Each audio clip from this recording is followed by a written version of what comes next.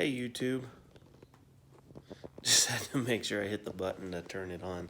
So I'm John, and I just wanted to do a 2019 shop tour. So I hope y'all enjoy it, and a wood shop wouldn't be complete if it wasn't messy. So enjoy the mess and enjoy the tools. So I've got, of course, all kinds of wood scraps and plywood over there. These are my two current projects for school that I have going on. It's for waterfall table for this one, and the top one there for the waterfall table. Then those bottom two, I'm building a dog crate for Teddy, and it will also be an end table. So this workbench, I got the plans from Ron Polk on YouTube, and really like it. It's a torsion box style to where I can store some tools underneath here, and then there's holes on a 4-inch by 4-inch grid across the top. It's modular, so I can take it apart and it's portable. He also has plans for doing plywood sawhorses for it to sit on, and you can see the cutouts right under there to where the sawhorses can stick through it so it won't slide off of the sawhorses. So it was really ingenuitive the way he put it together. And then he did some bolts up here. I don't know if you can see it or not. There's wing nuts on the other side to where you can where it's easy to disassemble. So I don't move it around, port it around. So I put it on a fixed base with some casters under there. This sun sure is nice. So, and I got this, I saw another guy on YouTube using something like, this is a sign that I cut off of the base, and I do my glue ups on it, and then I can just let the glue dry and roll it up, and won't have any mess. And I don't have to keep putting floor paper out on my workbench to keep the mess off of my workbench. So I think this is the latest addition to my shop. The drum sander, not the Festool Domino. That one belongs to my neighbor across the street. I'm just borrowing it. So this is the Supermax 1932 drum sander, and I love this thing. Use it all the time.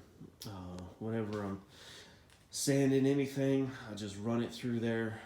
Yes, I'll get the linear scratch marks on it from the sandpaper, but I can easily take that off with the random orbital, and it'll be nice and smooth. One piece of advice, make sure you have good dust collection for this thing, because it creates a ton of dust, like any good sanding application will. So I also got the in-feed, out-feed tables for it, and then I also got the locking casters for it. And if you're gonna have this in your shop and not gonna have that in like its own station, then you definitely need the casters on it. And by station, I mean like a miter station, where it's fixed in there, it has in-feed, out-feed, all of that stuff built in. So, and then of course some more mess over there. My laptop computer usually hangs out right there, and my shop stool usually hangs out right there, so I can do SketchUp stuff and whatnot. So there's my dust collector. It is the Clearview CV1800. It's a 5 horsepower, I think it's about 1,800 cubic feet a minute of suction. Has a 6-inch intake port, and so I've run 6-inch pipe all the way around. I had to step it down to 4-inch there because of my hose running down, and then underneath my table saw to do the dust collection there. I also have a little stub out there, so I'm supposed to, plans are to have another one of these hoses with a quick connect, so I can easily hook up the drum sander, and then when I'm not using the drum sander, be able to pull the expandable hose up and out of the way. So here I have stowed underneath the table saw wing my rigid, I think it's a 13-inch, 12 or 13-inch lunchbox planer, thickness planer. So I got this one used along with my rigid jointer for a pretty good deal. So I have found that a lot of that buying tools secondhand can save you a lot of money, quite a bit of money. That joiner there is $600 new, $600 or $700 new, and I got it for much less than that. So my dust collection also comes down around here. The plan is to put another expandable hose there so that I can vacuum up the shop with the Rockler floor vacuum cleaner there, and then it also has like a bench nozzle as well.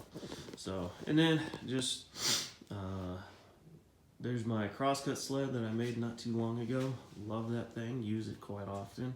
I need to pull off those runners and put on some manufactured ones because those hardwood ones expand and contract with the seasons, and so therefore it makes it harder to push through the runners on the table saw.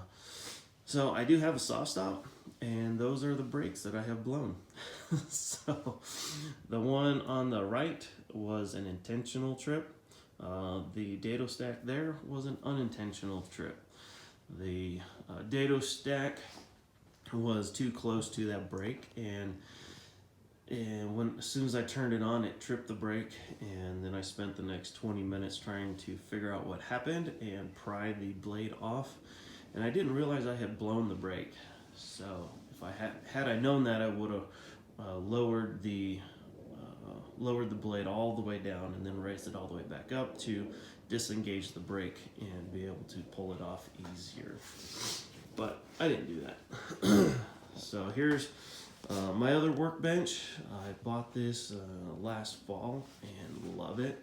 It's a smaller workbench, so it fits back in this space, although sometimes I do trip over those legs, but it's whatever. So these are my sharpening stones that I was sharpening my chisels yesterday for like 4 hours. Took me forever because I found some hollows in the backs of them, so I had to take those out. And then I was sharpening the bevel and the in the honing guide, and the chisel was skewed off to one side, so it made the tip of it skewed, so when you straighten back out, it had an angle on it like so. So I had to make sure I squared it off in the jig and then square off the bevel. It was a pain in the butt. So yeah, just some miscellaneous stuff under there. If you guys are interested in seeing a video on how to sharpen your chisels or your planer blades, not planer, hand plane blades, then let me know. Here is my Porter cable drill press that I bought used. It was a lot cheaper. Like, God gave me a really good deal on this one. I mean, you can see that the lamp over here on this side still has the bubble wrap on it, so that's how new it is. I bet you I've used this more than the guy who originally owned it used it. So he was packing up, leaving town in a hurry, and needed to offload it, so I got it for a really good deal. And I even paid him $30 more than what he had listed it for, and still got it for a really good deal. So there's the bandsaw. It's a Craftsman 5-inch bandsaw. I also got it used. Don't really have a good blade on it, or the guides are off or something, but I can't do very good resawing on it. There's a 26-gallon air compressor. I just have it hooked up to my very high-tech airline system going around the shop. So yes, I use air hose for that. Keeps it up out of the way, takes it to wherever I need to. So, and then my dust collection also comes over here. So there's my router table. It's a Bosch router table with my DeWalt router in it. So that's a fairly new addition. I got both of those brand new. The router table is only, I think I got it on Black Friday. So the router is about 4 years old. So, and then on around here, yes, I have the dust collection down here. This is a 6-inch, so I didn't have to step it down, and it runs down to the floor, across the floor, and then you can see the flex hose right here popping up to the bottom. So there is my Bosch miter saw, and I have it in the station here that I built. It's out of 14 sheets of plywood, and was able to get the plans from Tyler, who runs the DIY Tyler YouTube channel, and was able to get the SketchUp file, modified it to fit into this particular space, and it even has a wing that you can pop up. So then there is 15 feet of supported work surface from the tip of that wing all the way over to the wall. Excuse me. So I had to modify this thing to fit back into this space, because the HVAC ductwork comes out of the wall down here and then goes upstairs. So they decided to bump it out into the garage rather than putting it into the house. So anyway, so I lose that space right there. So I needed to fit this miter station into that space, so I had to adjust it, modify it to fit in there.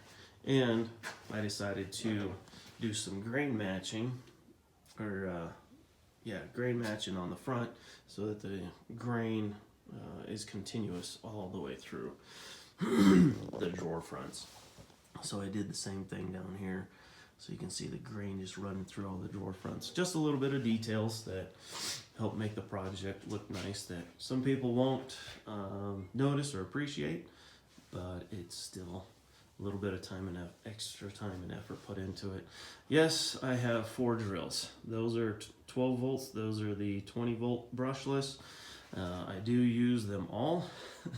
It's very handy to be able to put different drivers and bits in them and not have to be swapping them in and out. And that is the flashlight right there. So I also have the Sawzall for that kit, and hardly ever use it, but I do some from time to time. So there's the scroll saw that I got for really cheap. A friend of mine found it and texted me to see if I needed a scroll saw. I said, not really. He said, for 25 bucks. I said, yep, I'll take it. So I've only used it a couple times. So down under there, I have my benchtop belt sander, and it has a disc sander on the side too, down there by the wires, by the wire spools. Yeah, so use that sometimes. I already have a second belt on it. So, and then I've got some various stuff in the drawers. So I've got my tapes. Those are my hand plane boxes. I have some biscuits back in there. And then there's a Kreg pocket hole. I think it's the R3, R2, R4, something like that. The little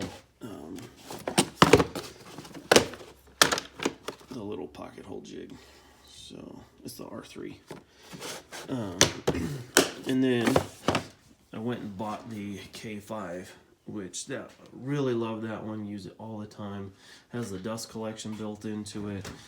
Has the lever here in the front to clamp down your material, as opposed to the K4, which has the clamp in the back, so you have to reach around your material, pull it towards you to clamp it down. So under here I have some other Rockler blast gates, small pneumatic finish nailers, extra gloves, other random stuff. So I don't want to move this walnut out of the way. What do I say about messy shops? So then I've got some boxes. There's the Sawzall. There's random stuff, extra screws back in there. Oh, and I have a angle grinder too. Got that one for a pretty good deal. Let's see. And then here is where most of my fasteners are at. And whenever I buy the Kreg pocket hole screws, I buy some medium sized boxes or so, and then I buy as big a box as I can get. So I have 2-inch coarse and 1 1/4-inch coarse screws up there. Those are the ones that I use the most, and I've had that 2-inch box for, gosh, probably 3 years now. So, and then I just buy the smaller containers and refill them. So it makes it easy. And buying larger quantities allows it to be more economical. So, other random stuff, I have color samples in here for stains and whatnot. So this is the stains on maple. So this one's Polyshades Espresso Gloss on the on maple, and then also on oak. So in case customers want to see a sample, what it might look like when it's finished, then I can provide those to them. So, and then, this is the latest addition to the tools, is a palm router. So I just got this one. I actually haven't tried it out, which I need to, so in case I don't like it, I can take it back. So there's a toss up between the Bosch Colt or the DeWalt 20-volt trim router. But I decided to go with the Bosch for now, so I'll do a little more research, see if I want to keep the Bosch. Up in here I have some more wraps for the drum sander. Gotta have more of those wraps on hand for sure. And then a bunch of glues in there. And then hardwood scraps up in there for cutting boards. Those ones are glued up cutting boards. I need to cut them apart, add some more strips to them to add some more colors. So yeah, this is the Bosch Glide 12-inch dual compound miter saw. So far I like it. It's working out great, and how the saw performs is all in the blade. So my neighbor gave me this Diablo 12-inch, I think it's a 100-tooth blade, and this thing cuts like a dream. Yep, 100-tooth blade cuts like a dream. So I got a couple of extra saw blades there, because you never know what will happen. So clamps. Can't have too many clamps. I have the Japanese pole saw right here. It works okay, but I want to get a Lie-Nielsen Western push saw. So, and the push and the pull means whenever you're pulling the saw to you is when it cuts, and then the push saw is when you're pushing it away from you is when it makes the cuts the material.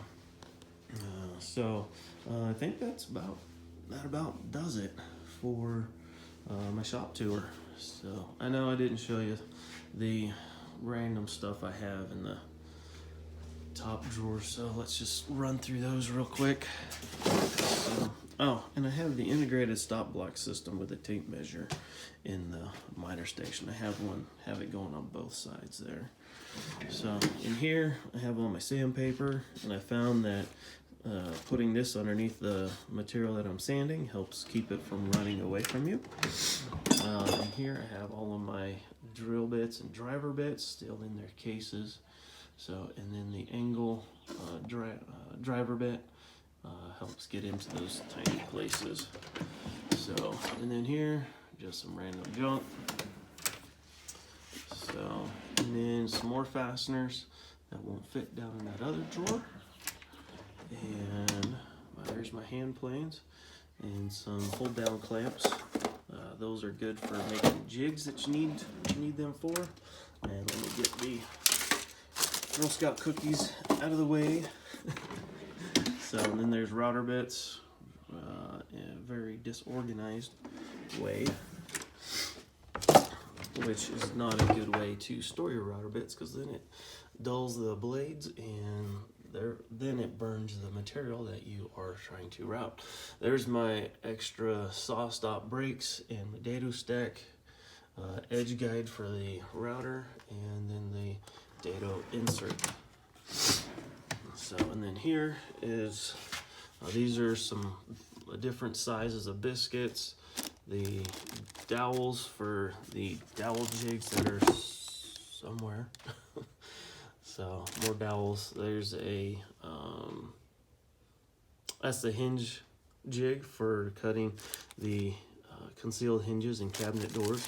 And then I also have, there's the pinhole jig. I also have the drawer pull hinge too for drawers and cabinet doors, and then just some other stuff. I have found that Ziploc bags are very useful in the shop because you can just grab them and throw stuff in them and write on them what it is. I mean, there's the caliper stuff and other random stuff over there. So I think that about does it for the shop tour for 2020. And there's Ashley. So thanks for watching. We'll see you next time. Go ahead and like my video and subscribe. So we'll see ya. Almost forgot to go over one of the most important tools of the shop. It is my SawStop table saw. So this one is the 3 horsepower. This is the professional cabinet saw, 3 horsepower, 36-inch rip cut. But you can actually get about 37 before the edge of the T actually drops off the side of the rail. So this thing I got used, which has kind of been the theme of most of the tools in the shop, and got it for a really, really good deal. Just about half price as if I would have bought it brand new. So this is 220 volt, and before I could use it, I had to get all the electrical outlets put in here. So I've got 3 circuits for the 220 volts and then 2 circuits for the 120 volt. And so I haven't needed any more outlets in here. So my awesome nephew Jacob came down and put them all the way around the garage. So, but yeah, this thing is awesome. I've used it a lot. Just about every time I'm in the shop, I use this bad boy. So there was quite a bit of rust damage on the cast iron top, as you can see right there, but that looks a lot better than what it did when I first got it. So made this little caddy here for it's for holding the push stick, but as you can see, a bunch of other stuff gets thrown in there too. So here's one of the projects that I did during my lathe class. You can see that it's off-centered turn to where I put a spiral in there. And putting a spiral in something on a lathe, how in the world do you do that? So, well, it's pretty interesting. It was fun doing it. It was a fun turn. So, anyways, I just needed to throw that little, I just had to throw the saw in there. So it has a 4-inch dust port on the back, and then there you can see the quick connect, disconnect for the hose to go on to. And I have that on all my other tools. There's the one for the planer. There's the one there for the jointer, and you already saw the one on the drum sander. So there you go. There's one of the most important tools in the shop, and for sure the center of the shop.